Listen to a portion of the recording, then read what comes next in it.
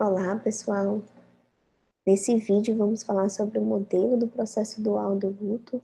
Não sei se vocês já ouviram falar sobre ele, mas é um dos mais contemporâneos, mais utilizados e que enfatizam a dinâmica no processo do luto. Ele traz um olhar muito inovador e dialoga com muitas teorias. Então ele traz essa ideia de que a gente oscila, de que a gente vai e vem.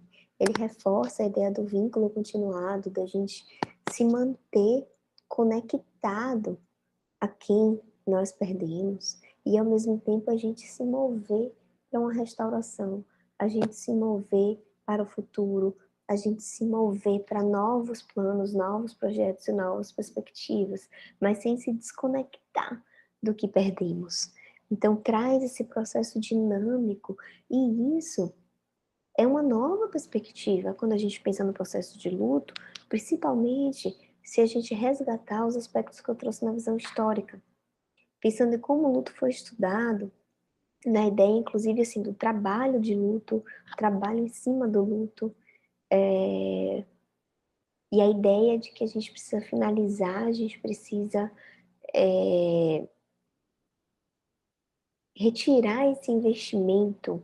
Então, a gente precisa se defrontar sim, a gente precisa encarar e a gente precisa elaborar esse processo. Mas elaborar esse processo implica em se desconectar, né? Não, eu vou tirar esse meu investimento aqui afetivo, esse meu investimento nessa perda para eu poder seguir adiante. E eles propõem esse modelo que nos traz, assim, visualmente, claramente, essa ideia de que podemos sim seguir a vida e nos mantermos conectados. Então é um modelo que nos ajuda muito, inclusive na perspectiva clínica, na intervenção, da gente poder compreender, ter uma visualização mesmo desse processo. Como é que essa pessoa está vivendo? De que forma ela está dando conta disso? O que é para ela viver essa perda e o que é abrir uma perspectiva de futuro, de seguir a vida. Então eu vou trazer alguns elementos desse modelo proposto por eles e retomo ele lá na aula quando a gente falar de intervenção e trazendo alguns exemplos de como é que a gente pode realmente visualizar isso na prática, tá? Então é um modelo que busca compreender como a pessoa se adapta à perda de uma pessoa significativa em sua vida. Então não é só a forma que a gente encara o luto, né? Não é assim, o luto é isso, o luto é aquilo. Eles tentaram propor uma forma de analisar, uma forma de entender como o processo ocorre. Que processo é esse? E enfatizam que é um processo cognitivo, exige um trabalho cognitivo e é muito dinâmico. Então, o luto é um processo cognitivo, a gente reforça isso porque tira essa ideia que é muito disseminada, muito associada, na verdade, do luto com reações emocionais, do luto como apenas um processo emocional que traz sofrimento, que traz raiva, que traz angústia, e ressalta essa ideia de que o luto é um processo cognitivo, exige de nós o nosso cognitivo, exige uma aprendizagem, exige uma reflexão, exige uma construção de significado, exige uma movimentação nossa em diversos aspectos e que é dinâmico. Esse modelo é interessante para a gente ampliar a discussão sobre as fases do luto, né? Entender que sim, podemos ter tarefas, o luto pode envolver algumas tarefas específicas no processo de elaboração, no processo de dar sentido, de dar significado, de lidar com as emoções, de se confrontar com a realidade, mas dificulta essa ideia de pensar em fases, como se a gente passasse por fases, porque exatamente ele é dinâmico. A gente vai e vem, a gente oscila. Vão ter momentos que a gente se direciona mais para a perda, para o momento ali de sofrimento, de angústia, de saudade, e momentos que a gente consegue focar mais na restauração e na perspectiva de futuro. Então, eu vejo muitas pessoas aí, na verdade, condenando, né, a ideia do luto como fases. Eu trouxe essa discussão em vídeos anteriores, né, é importante, eu acho que a gente ressaltar que o trabalho de Kubler-Ross não propõe fases do luto, isso é fato, ela não propõe isso, então a gente não pode disseminar algo que não foi cientificamente proposto, ela não propôs isso, não foi o trabalho dela. Mas a ideia não é que a gente menospreze a ideia de que existem fases, mas que a gente possa compreender de que forma a gente pode utilizar esse conhecimento. Então, sim, a gente pode pensar, quando eu falo, por exemplo, de Bowlby, eu trouxe a perspectiva de Bowlby, ele fala de fases. A gente vai eliminar a teoria dele, ou não considerar a teoria dele, porque ele fala na ideia de fases. De que forma a gente pode aproveitar o conteúdo e o que ele propõe nos estudos dele? Porque sim, quando a gente fala do entorpecimento, é relevante. Aquele luto agudo traz, aquele momento inicial costuma trazer esse entorpecimento, esse choque, todas aquelas emoções muito intensas, uma paralisação no processo. Mas a gente não pode perder de vista que é um processo dinâmico. E que este momento, que é considerado inicial ali como primeira fase no processo de luto, ele pode voltar um ano depois, quando tem a data comemorativa, quando se completa um ano da morte, ou quando aparece o aniversário, ou uma data significativa daquela relação, daquela pessoa. E todo aquele torpor ali, todo aquele entorpecimento pode retornar. E tudo bem, porque o processo dinâmico é assim. É lógico que temos critérios, temos que avaliar, dentro daquele contexto, dentro daquela vida, dentro daquela dinâmica, como é que essa oscilação está acontecendo. Mas é comum. Então, a ideia de fases, o que se questiona, o que se coloca para reflexão, não é condenação, mas é que a gente possa parar e refletir, é que a ideia de fases enrijece o processo. Dá a ideia de que você vai passando, passando até chegar a uma etapa final. E aí eu pergunto para você, gente, tudo isso aqui, existe uma etapa final do luto? O que seria essa etapa final? O que seria passar por essas fases? O que chega a passar por essas fases? Essa é a reflexão que eu gostaria de levantar aqui. Então, não é menosprezar a ideia de fases, mas é se questionar aonde é que a gente chega. E quando a gente pensa, isso aqui é uma reflexão a nível profissional, para que a gente entenda o processo e que olhar que a gente pode ter diante de uma pessoa lutada, que chega para a gente e, por exemplo, depois de um ano, a gente observa, a gente consegue caracterizar ali, por exemplo, toda uma vivência de acordo com o que Bowlby propôs lá naquela primeira fase de entorpecimento. E aí, que tipo de análise que a gente pode fazer diante disso? Né? A gente pode observar que contexto é esse, o que está acontecendo na vida dessa pessoa, por que esses sintomas estão retornando, quais são os elementos aí que podem ajudar a gente nessa análise, nesse processo. É esse tipo de trabalho que é o diferencial do nosso olhar, da gente compreender o processo de luto e poder oferecer o melhor suporte possível para aquele lutado. Um outro risco, uma outra questão, quando a gente fala de fases, de algo que é disseminado, inclusive socialmente, é a perspectiva, a expectativa com que o enlutado chega para buscar suporte. É a expectativa do enlutado ao pensar, poxa, mas eu já estava tão melhor, eu achava que eu já tinha superado, que eu estava bem, que eu podia fazer outras coisas e de repente volta tudo. Que loucura é essa? E aí a gente vai muitas vezes psicoeducar e mostrar, é isso. O processo de luto é dinâmico e envolve essa oscilação. Então, por que que tá voltando? O que que tá acontecendo? Que dia é hoje? Que contexto é esse? Como foi que você começou a se sentir assim de novo? Me conta um pouco mais sobre isso. E a gente vai conseguindo fazer esse desenho dessa oscilação. que aconteceu que fez com que essa pessoa retomasse aquelas emoções ou revivesse aquelas emoções de 8 meses atrás, de 9 meses atrás. E de que forma ela pode se reorganizar neste momento, porque já é um momento diferente. Não é o que se tem lá no início, que muitas vezes é uma rede de suporte mais efetiva, mais presente naquele momento inicial da perda, né? Há uma aceitação maior, um acolhimento maior. A pessoa já passou por 8 meses, já viveu ali a ausência da rotina, né? A ausência na rotina, a mudança na vida. Então, o que é viver essa fase agora, nesse momento, tantos meses depois? E o que fez com que isso voltasse? Então, esse é o nosso olhar, que pode fazer um diferencial e que pode dar um suporte mais especializado, mais adequado para essa pessoa, tá? Então, a análise do processo de luto, ela foca no confronto e na evitação, né? Nesses polos, nessas ambivalências. Então, a gente confronta a perda, a gente se depara com a perda, a gente enfrenta a perda, ao mesmo tempo a gente evita.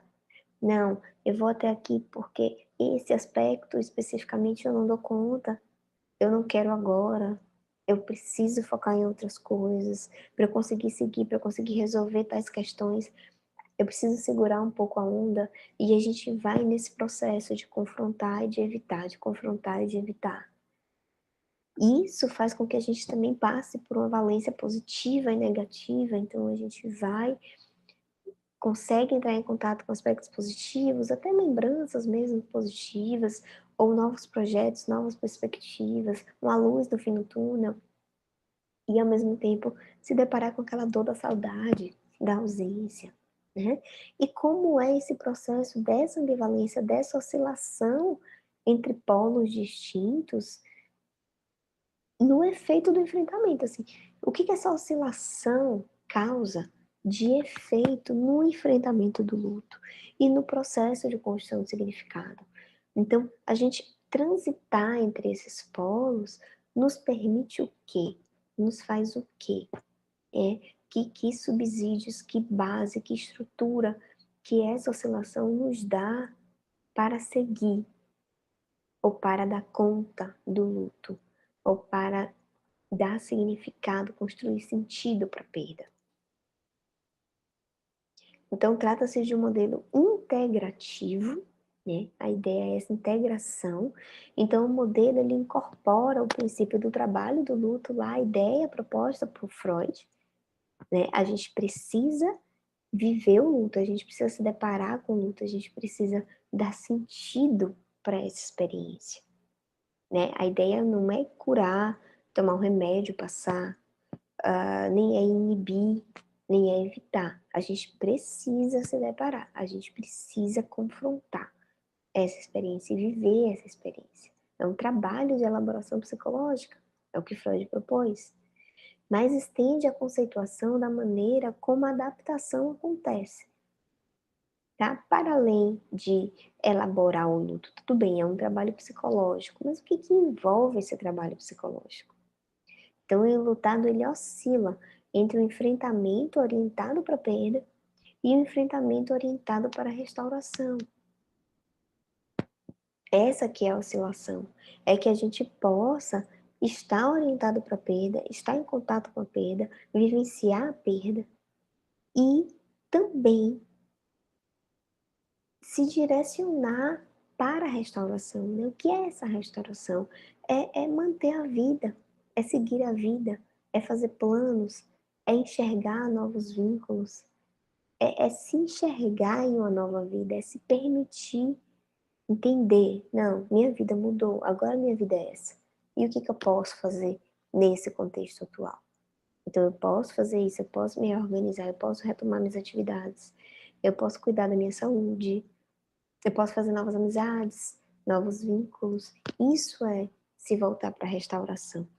Então, o foco desse modelo é nessa oscilação, nesse processo dinâmico do processo de luto.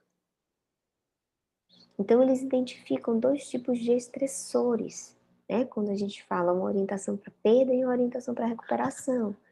Então, a orientação para a perda, o foco, né, é todo na pessoa falecida, é todo ali na pessoa que morreu, e que é realmente o centro, né, a questão central do trabalho do luto, é realmente o que envolve o trabalho do luto, que é viver a ansiedade de separação, a angústia, o sofrimento por estar separado, por estar distante daquela pessoa, é a saudade, é a dor, é a tristeza, né? É poder olhar para isso, viver isso e se questionar qual é o sentido, né? Quem sou eu agora? O que vai ser da minha vida após essa perda? Tá tudo bagunçado, eu não tô dando conta, o que é isso?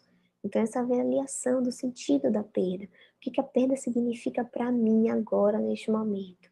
Isso é se voltar para a perda, também, esse processo de construção de sentido, de significado. A realocação da pessoa morta no mundo sem a sua presença física. Então, tudo que a gente tem falado sobre essa transição. Então, deixar, né, essa transição entre amar a pessoa em sua presença para amar a pessoa em sua ausência.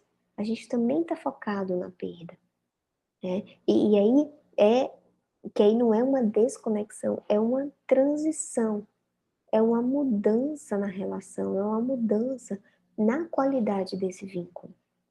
Isso modifica, né? A gente não se desconecta, a gente não abandona aquele vínculo, aquela relação, mas a gente ressignifica, a gente dá um outro tom, a gente dá uma outra cor, uma outra qualidade, é uma outra natureza do vínculo.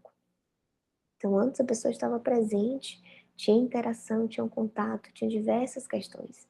Agora a pessoa está ausente, mas ela se mantém presente na minha vida de alguma forma, né? De que forma isso acontece? Então, isso é o trabalho do luto, e que é essa orientação para a perda. Ao mesmo tempo, temos a orientação para a recuperação, são os estressores, né? Para a recuperação. O que faz com que a gente volte? O que seria é, é, essa orientação, esse direcionamento para a recuperação? Então, a gente fala do domínio das habilidades, né? A gente se abala, muita coisa modifica com a perda. Então, de que forma você consegue retomar, recuperar o fôlego, a energia, as suas capacidades para se direcionar para a vida novamente? Então, assim, eu sou capaz de voltar a trabalhar, né? Como é que eu me direciono para isso? Isso é a recuperação, né? Isso é você se direcionar para a vida novamente. Então eu não me desconectei, eu ainda estou sentindo saudade, ainda tá difícil dormir, mas hoje eu acordei um pouco melhor e eu vou trabalhar. Porque também o trabalho me ajuda, essa perspectiva de se voltar para a recuperação ajuda, dá suporte nesse processo. É como se fosse um processo de oscilar para buscar um equilíbrio. Então, eu não consigo ficar aqui só voltado para a perda, porque tira meu fôlego, tira minha energia, me consome demais, traz muito sofrimento. No momento que eu saio e que eu consigo me voltar para outra coisa, eu consigo me conectar com o trabalho, com um almoço em família, com um momento, enfim, com um mergulho na praia. Eu consigo respirar um pouco, recuperar um pouco do fôlego, para que eu possa depois retomar a perda e confrontar as emoções que a perda traz, né? Então, é um pouco de um processo de oscilação que busca um certo equilíbrio, né? Um equilíbrio emocional, um equilíbrio cognitivo, um equilíbrio espiritual. E nesse processo também da recuperação, se identifica mudanças e outras transições e transformações psicossociais, né? Tá, minha vida mudou, mas isso exige o quê? O que eu preciso fazer agora? Então, eu vou buscar. Tá, eu preciso agora me inserir em outro campo de trabalho, eu preciso dar conta das coisas da casa, eu preciso agora me virar sozinha e resolver questões que antes eu compartilhava com meu companheiro, né? O que eu faço nesse processo? Então, temos mudanças, o que eu faço agora para me adaptar a essas mudanças? Isso é se orientar para a recuperação. E assim, olha, a vida agora está diferente. E o que eu vou fazer agora? O que eu preciso agora? Que habilidade, que recurso, que suporte? eu preciso para dar conta dessa vida agora que mudou. Então isso a gente se direciona para a recuperação. E a própria reconstrução de pressupostos acerca de si e do mundo, se reconhecer nesse mundo sem aquela pessoa. Então, quem morreu é quem me dava suporte, né? Era aquela pessoa que quando eu tinha uma dificuldade eu corria atrás, eu pedia ajuda. Agora essa pessoa não está aqui.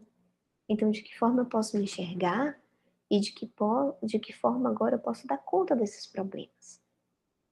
Não, né? Aquela pessoa poderia me dizer aquilo, ou então eu me dou conta, não, eu sou capaz de resolver esse problema, eu posso sair e fazer isso, fazer aquilo, e eu dou conta. E eu começo a me ver como uma pessoa mais independente, mais capaz, e isso me direciona mais ainda para o processo de recuperação. A adaptação também ao mundo, né? Agora eu vejo o mundo de uma outra forma. Antes eu vivia de forma muito segura, né? Eu estava ali, estava ambientada, tudo bom. De repente eu tenho uma perca ou uma perda repentina e abala a minha visão de mundo. E eu começo a me sentir insegura. Para morrer basta estar vivo. E agora o que eu faço? Né? Eu não sei, eu tô com medo de pegar o carro. Tô com medo, eu vou ao médico, vou fazer um check-up, porque sei lá, né? Vai que tem alguma doença, né? O meu familiar infartou. Eu não sei, tem tempo que eu não vou no médico, tem tempo que eu não me cuido, tô me alimentando super mal. E aí você muda a sua concepção e você começa a mudar os seus hábitos também, tá? Não, eu não quero que isso aconteça comigo, eu vou agora, vou, vou ali procurar essa atividade física, vou retomar minha vida de alguma forma. Então, um pouco desse processo de oscilação. Então, não é possível, assim, a nível de avaliação, não é possível observar dimensões de perda e reparação ao mesmo tempo, né? Tendemos a estar um ou outro, o nosso olhar, até, né? O enlutado chega e vai trazer um relato, então ele vai trazer aquele relato de que hoje eu acordei, estava mais disposto, saí, fui dar uma caminhada. E aí você vê esse recorte aí, olha, tá tendo espaço para ele pensar na vida, tá tendo espaço para ele conseguir inserir na rotina um, um olhar, um foco para a restauração, para ele perceber que a vida continua, tá diferente, tá dolorosa, tá difícil, mas há vida, há perspectiva, há caminhos, né? Ao mesmo tempo, em outro momento ele vai chegar e dizer, olha, hoje não deu, hoje está muito difícil, né? Eu comi tal coisa que me lembrou, e aí tudo voltou, enfim, aí a gente volta, né? Para a ruminação, os pensamentos, o que que surge, o que que aparece. Mas acaba que a gente não consegue ver tudo ao mesmo tempo, né? São recortes. E as pessoas, elas oscilam entre essas duas dimensões, confrontando uma e evitando a outra, com idas e vindas. Então, no momento que a gente se volta para a reparação, a gente não vai estar ali voltado para a perda, né? A gente consegue observar as duas ao mesmo tempo. É o que eles propõem, é o que os autores propõem, dessa oscilação. Então, no momento que a gente vai para a recuperação, a gente evita a perda, né? A gente se move, se direciona para um lado. Mas aí não é a nível de desconexão. Não estou me desconectando da perda, do vínculo, mas neste momento eu estou me direcionando, estou abrindo espaço para a restauração. E quando a gente vai para a perda, também não quer dizer que a gente não veja possibilidades de seguir, tá? Mas tem essa oscilação, confrontando uma, evitando a outra, com idas e vindas, num processo dinâmico. E essa oscilação, ela tem uma função regulatória adaptativa, permite com que a gente vá entrando em contato com um, entrando em contato com outro e se adaptando ao processo, vendo que a vida é possível de ser seguida, sem que a gente se desconecte, sem que a gente se desconecte, então a gente não abandona quem a gente perdeu, né? Isso aparece muito, gente, assim como demanda, não sei, né, se vocês compartilham disso, para quem já trabalha na área, mas tem pessoas que chegam com medo de se desconectar de alguma forma. Eu tenho medo de esquecer a voz. Eu tenho medo de esquecer as lembranças, né, do que eu vivi. Eu tenho medo de alguma forma eu apagar essa pessoa da minha vida, porque a minha vida tá seguindo. E muitas vezes nesse processo a gente vai fazer o quê? Reforçar o vínculo, reforçar o que da pessoa ficou em você. E que não se perde, porque tem coisas que não se perdem. Tem outras que sim, né? Pode ser que a gente esqueça muita coisa mesmo. E aí a gente vai para processos psicológicos básicos, né? Falar do funcionamento da memória. Mas tem algo da pessoa, do vínculo de alguém ali que a gente não perde, que fica, porque nos constitui, faz parte da nossa identidade e de quem somos. Mas essa oscilação tem essa função de regular, vai regulando o processo, vai naturalizando, normalizando e amenizando o processo e as emoções que vêm, né, que advêm dele. Então, é o que se espera. Então, faz parte do trabalho psicológico, da elaboração do processo do luto, essa função regulatória adaptativa, tá certo?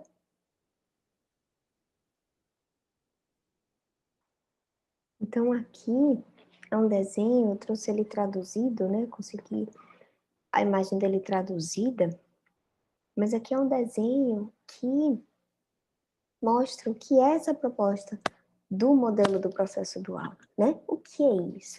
E o foco é aqui, nessa oscilação central do processo do luto. Então, tem a orientação para a perda. O que envolve a orientação para a perda? O trabalho de luto, né? Que é o que a gente acabou de falar, o que eu acabei de trazer.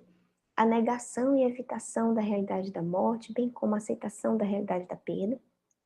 Tem o próprio processo ali, né? De evitar a dificuldade, o sofrimento de se deparar com essa realidade. É uma orientação para perda, ver fotografia, falar sobre o ente querido, o anseio por sua proximidade, a busca pela pessoa, a saudade, a ansiedade de separação, a ruminação, ou seja, sobre como seria a vida se ele não tivesse morrido, aqueles pensamentos, né? O e se eu tivesse feito, e se ele tivesse aqui, o que ele me diria, o que eu faria, né? A gente fica ruminando essas lembranças e essas possibilidades.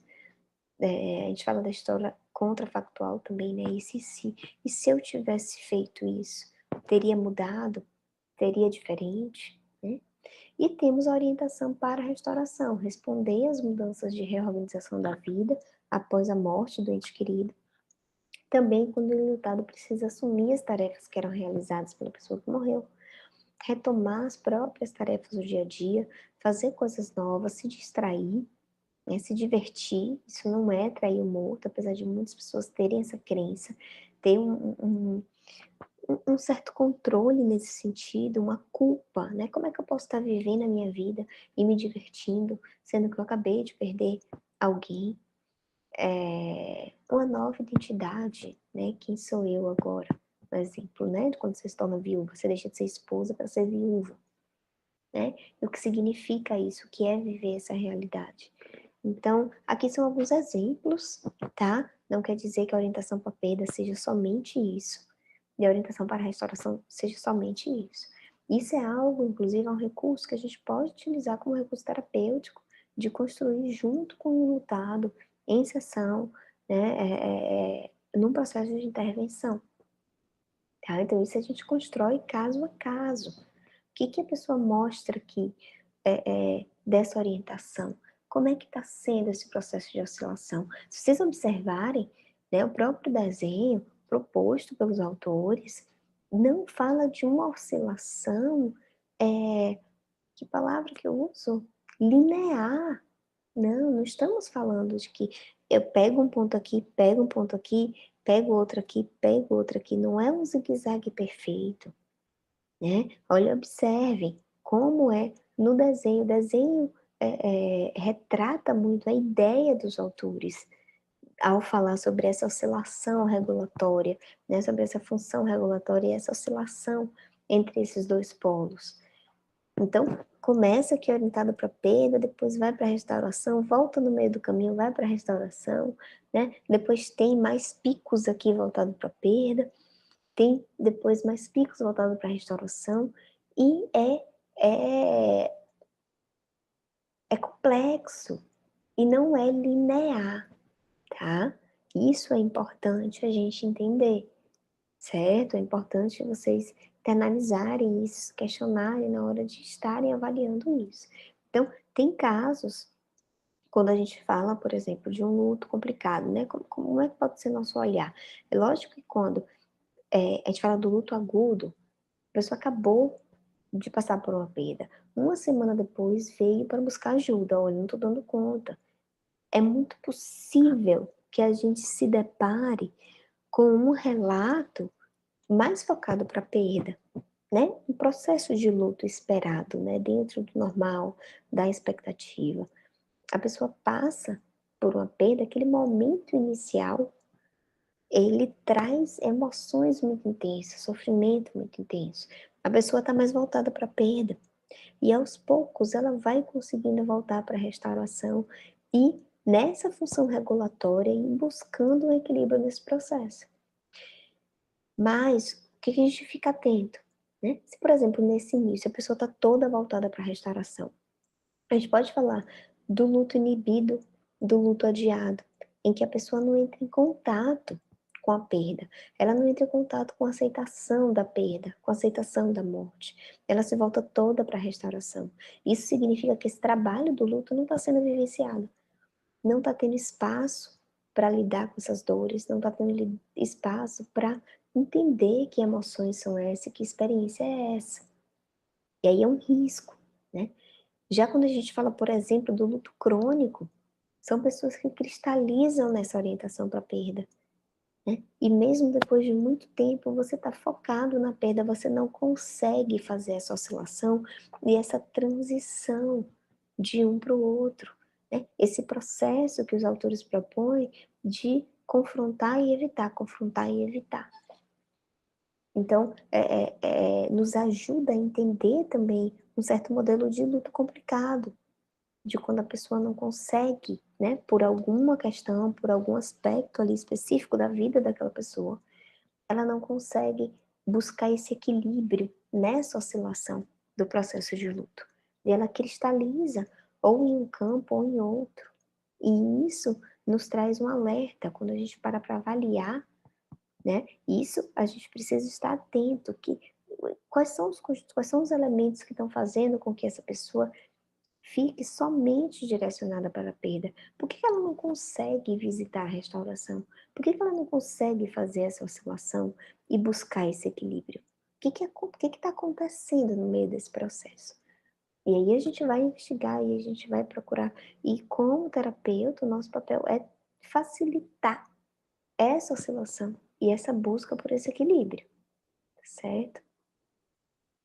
Então, a oscilação ela deve ser observada levando-se em conta os aspectos envolvidos no processo de luto do indivíduo. Então, tem esse modelo, tá certo. Mas esse lutado aqui, o que ele me traz? O que é para ele entrar em contato com essa perda? E o que significa para ele essa restauração? Né? Eu vou voltar para o exemplo do quarto, do que significa se desfazer do quarto, se desfazer das coisas, né?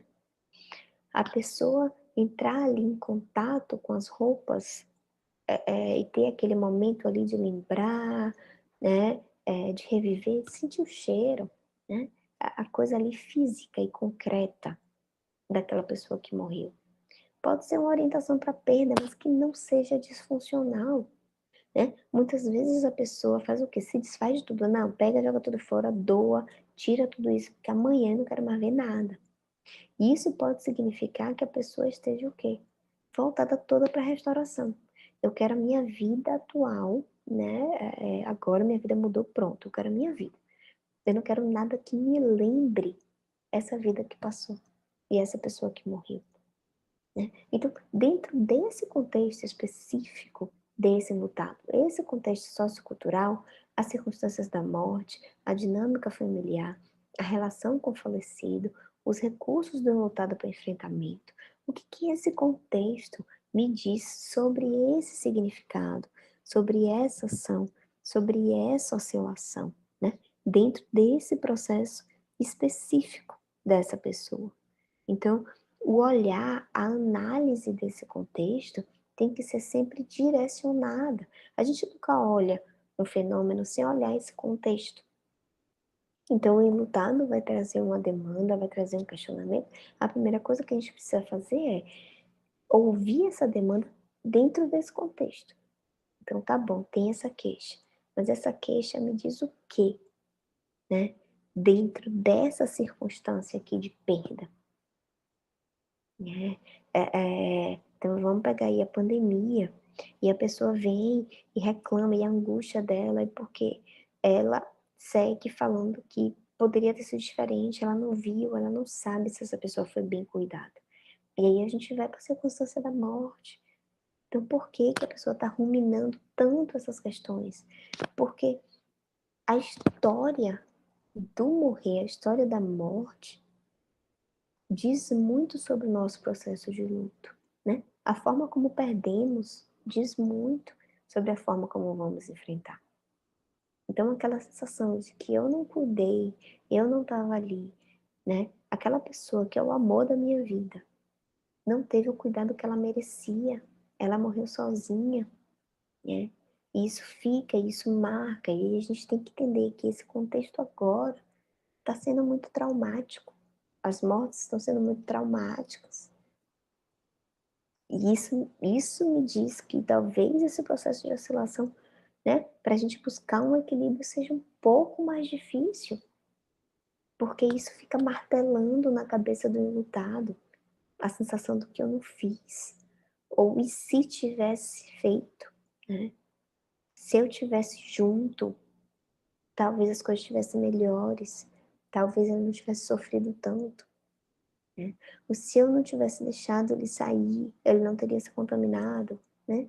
Coisas desse tipo, que dentro desse contexto que estamos vivendo, potencializa o sofrimento, dificulta mais, né, esse enfrentamento. Então, o nosso olhar sobre qualquer demanda dentro do processo de luto tem que ser contextualizado.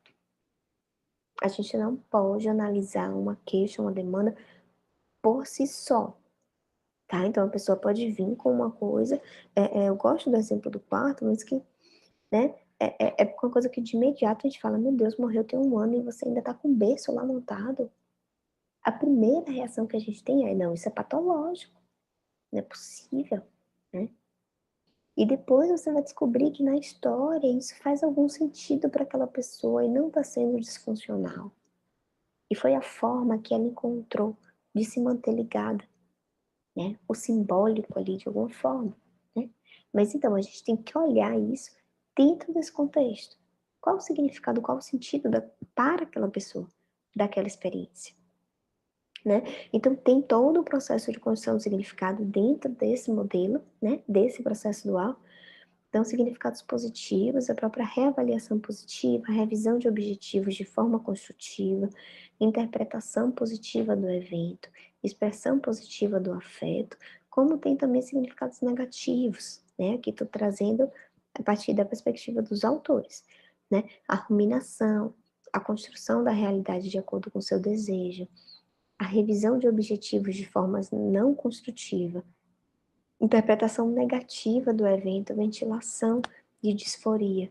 Então, a gente oscila não só da perda e reparação, como entrar em contato com significados positivos, com emoções positivas.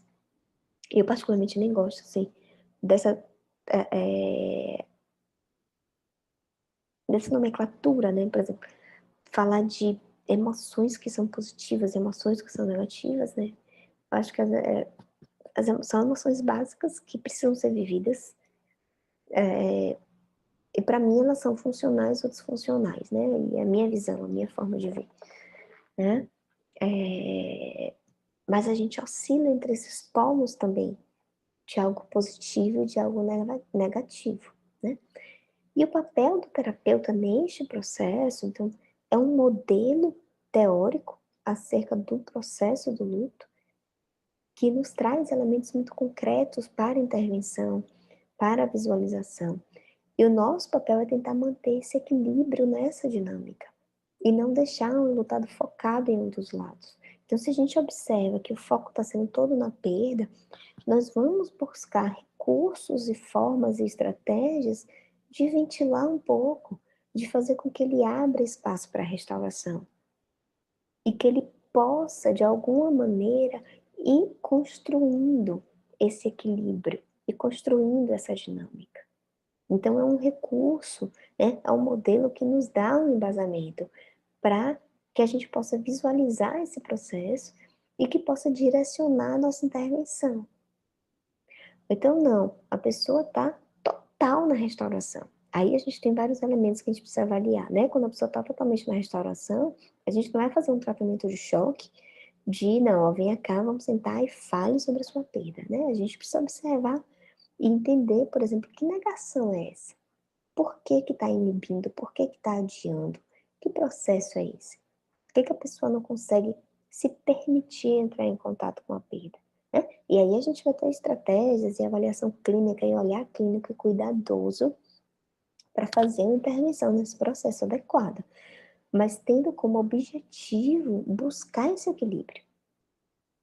Porque esse equilíbrio, ele tem uma função regulatória e ele nos mostra que é um processo saudável de enfrentamento do luto. Se voltar completamente para a restauração, mostra que o trabalho de luto, que é tão necessário, ele foi inibido, ele foi escondido, mas ele está ali em algum lugar. Porque a gente engolir o choro não faz com que o choro vá embora, né? Ele não se dissipa, ele fica guardado aí em algum lugar. Né? Engolir o choro que eu digo entre aspas. Mas a gente engolir o luto, engolir a dor, engolir esse sofrimento, não significa que ele vai embora, que ele vai evaporar. Ele vai ficar em algum lugar e ele vai se manifestar de alguma outra forma. Então a gente precisa sim trabalhar o luto, a gente precisa viver o luto. E aí a gente precisa, no processo psicoterápico, né, dar conta disso. É um risco de luto complicado quando a gente fala de luto inibido, luto adiado, né? Eles estariam aí dentro dessa perspectiva de luto complicado. E aí precisa realmente de um recurso, de recursos, de uma orientação cuidadosa, né, de intervenção. E o próprio desenho, né, eu acho que, lógico que isso depende da abordagem que você utilize na psicologia, mas a nível de recurso terapêutico, né, o próprio desenho, tanto para nós entendermos o processo, né, para a gente poder visualizar, olha, não, eu tô vendo que ele tá aqui, ou ele tá lá, né, como é que tá esse processo, como a nível de intervenção mesmo. Olha, sabia que o luto é assim, a gente oscila e tudo bem, a gente precisa confrontar, a gente precisa trabalhar o luto. Essa dor tá aí, ela precisa ser sentida, então precisa de espaço para isso. Ao mesmo tempo, é necessário que você entre em contato com a vida e que você possa se dar conta que há uma vida assim, tá diferente, sua vida mudou muito, mas ela existe. E o que que você pode fazer para dar conta dela? Então, muitas vezes é um recurso de psicoeducação, de você mostrar ali, olha, é assim que acontece.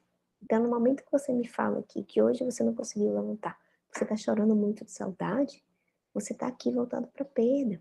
Mas você lembra que ontem você acordou disposto, foi dar uma caminhada na praia? Então, você conseguiu ir para a restauração. Então, a gente mostra para o enlutado, olha, é isso. O processo de luta é isso. E é esse equilíbrio que a gente busca. Então, isso tem o potencial, tem o poder de validar a experiência dessa pessoa e os sentimentos, a vivência, tudo que aquele processo de luto traz para aquela pessoa. Isso acolhe, isso faz desse ambiente, desse vínculo terapêutico, um espaço seguro, que muitas vezes o enlutado não encontra do lado de fora, porque há um julgamento, porque há expectativas e crenças acerca do luto e acerca da morte, né, e todo o tabu e toda a dificuldade de diálogo. Então a gente valida e aquela pessoa sai, tudo bem, né, eu tô normal, é isso mesmo, né? vamos lá, vamos seguir trabalhando que uma hora vai acalmar, né? Uma hora as coisas vão se acalmar de alguma forma, tá? Então é um recurso bacana também a nível de intervenção. Então a dinâmica dessa oscilação do processo dual está ligada à estrutura do funcionamento psíquico de cada indivíduo. Então essa oscilação vai ser muito específica e muito individualizada, tá? Pode voltar um pouco mais para perda, mas ir para restauração, e depois oscilar, tá um pouco mais para restauração, depois voltar para perda. Isso vai depender muito de cada indivíduo, do seu contexto, né? Todos aqueles elementos que eu levantei há pouco tempo. E dos próprios recursos que aquele indivíduo tem para enfrentar, né? Então, o nosso objetivo é buscar fornecer, ajudar a elaborar, a construir ou a reconhecer esses recursos para que o enlutado possa equilibrar essa dinâmica no seu processo de luto. O que a gente busca é um equilíbrio, né? Um equilíbrio entre esses polos, que possa regular os significados, regular as emoções, regular o próprio processo, acalmar um pouco tudo isso, né? No coração, na vida daquela pessoa. Então, o que importa, né, para fechar aqui essa questão do modelo do processo dual, o que importa é o movimento, é você oscilar, é você transitar, e não exatamente a estabilidade, né? Então, não é você ir para um, ir para outro, né, numa perspectiva linear, mas é você se movimentar, é você conseguir transitar, né, entre as duas questões, e que é o que envolve o luto. O que que a gente precisa, o que que a gente fala assim, não, a pessoa conseguiu elaborar o luto, né? O luto tem fim? É uma pergunta que as pessoas adoram fazer também, né? O que significa elaborar o luto? A gente está em constante elaboração, mas o que que significa elaborar o luto? É isso, é você conseguir ir para a vida e ao mesmo tempo conseguir lidar com a sua dor, né? Conseguir lidar com a sua dor já implica que aquela dor existe, que aquela dor estará ali. Ou seja, você consegue entrar em contato, você sofre, porque conseguir lidar com a dor não quer dizer que ela não doa, que não sofra, que não machuque. Então é você ter aquele momento ali de saudade, e que você pode chorar, e que pode ter um dia mais indisposto, tudo bem, mas eu já entendi, eu consigo lidar com isso. Eu sei que hoje é um dia específico e tudo bem, e eu vou lembrar, e muitas vezes o que o enlutado faz é que a gente trabalha isso a nível de intervenção também. O que que te conforta nesse momento? Tá doendo, tá difícil. O que que te traz conforto? Ver fotos, ouvir áudios, assistir vídeos, fazer uma comida que aquela pessoa gostava, fazer um programa que aquela pessoa gostava. O que que te traz conforto no momento da sua dor? Né? E a pessoa ela vai identificando esses recursos para manter esse equilíbrio. Isso é conseguir lidar.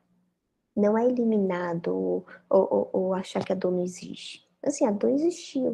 O que que eu vou fazer? Eu sei o que que eu faço aqui com ela. Eu sei o que é que essa dor significa, eu sei o que é que essa dor tá me dizendo, e eu sei o que que eu faço com ela.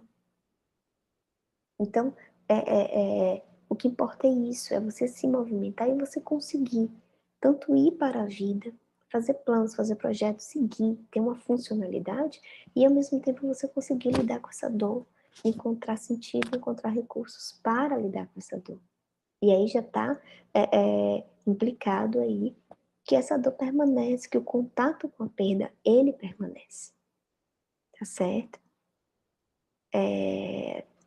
Então, quando a gente fala, assim, de uma maneira geral, né, eu trouxe algumas teorias, trouxe algumas ideias, é, é, vale a pena a gente se questionar, né, diante de tudo isso que eu estou trazendo, qual que te tocou mais? Né? Com qual que você se identificou mais? Qual que faz mais sentido para você?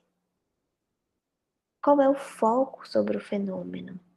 Tá? Então, a pessoa chega com tal demanda. Qual é o foco ali de intervenção? Qual é a primeira questão que você precisa trabalhar, que você precisa ver, que você precisa visualizar? O que que é emergente ali? Muitas vezes a nível de risco. Então, é uma pessoa que traz muito sintoma físico, você precisa acionar os profissionais, que você precisa fazer? O foco agora é algo diretivo?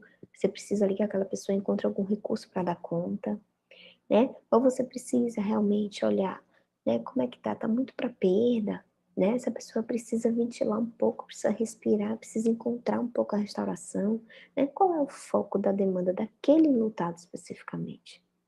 Quais vantagens e desvantagens encontramos ao olhar o luto em cada perspectiva?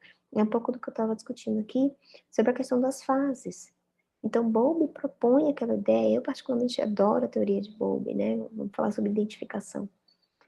Gosto muito da teoria do apego, assim, então eu encanto com a teoria do apego. Quais são as vantagens e desvantagens? Tudo bem, essa ideia de fase enrijece, né? A ideia do modelo aqui do processo dual traz uma dinâmica e que, por exemplo, para mim, eu acho que cientificamente também falando, se a gente for olhar todos os estudos mais atuais, mostram que a vida é assim, a vida é dinâmica. A gente vive numa eterna montanha-russa, independente da gente falar de luto, né? A estabilidade é um pouco ilusória, tá? A vida oscila, acontecem coisas, a gente cai e a gente vai se levantar de novo e vai seguir, né? Mas tudo bem, aí a questão das fases não faz sentido, mas aquela descrição que ele traz ali, daquele momento do entorpecimento, para mim, neste momento, faz todo sentido. Essa pessoa me traz todo esse sofrimento, toda essa demanda, e eu consigo ver aqui isso, né? Então, o que que eu faço? Então, tem vantagens e desvantagens nas diversas teorias, né? Então, qual é o olhar mais interessante para intervir no processo de luto? E daquela pessoa? Em alguma das aulas aqui eu falei um pouco sobre isso, da gente ter flexibilidade. Então, você tem uma identificação maior com a abordagem, você se debruça mais, você tem mais domínio. Mas talvez, naquele momento ali, você precise ampliar um pouco. E você talvez precise focar ali no acolhimento dessa fase, que é o entorpecimento. O que que essas emoções estão me dizendo? Vamos acolher, vamos intervir aqui nesse processo específico, né? O que que aquela dor, o que que aquele processo de luto me diz e me demanda, né? Enquanto profissional. Então, para finalizar, a natureza do sofrimento ela é tão complexa, seus efeitos e caracteres diferentes são tão variados, que é raro, se não impossível, que um autor revele conhecimento profundo de todos eles. Então, a gente está em constante aprendizado, né, em capacitação, buscando diversas referências, e a gente dialoga entre elas, né, a gente vai buscando, por isso que o nosso trabalho sempre envolve a capacitação. A gente precisa de estudar. É lógico que tem muitos casos, quando a gente já tem um tempo de experiência, a gente não precisa de supervisão para todos os casos, né? Muitos casos a gente consegue conduzir de maneira muito fluida, muito tranquila. Mas tem casos que vão nos desafiar. A supervisão é sempre necessária. Para um caso ou outro que seja, talvez você não precise trazer todos os casos, mas a supervisão é necessária. Porque vai ter um caso que vai te desafiar. E opa, vai trazer um elemento, eu não tenho muito domínio sobre isso. Aqui já me, né? Eu não sei muito como é que eu, por exemplo, consigo facilitar aqui esse equilíbrio nesse paciente, nesse lutado. Não sei.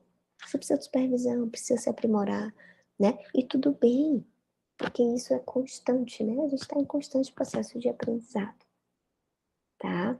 Então, seguimos aqui, me conta depois aí, aproveitem o espaço aí dos comentários, me conta como é que tá sendo. E seguimos aí, espero vocês nos próximos vídeos.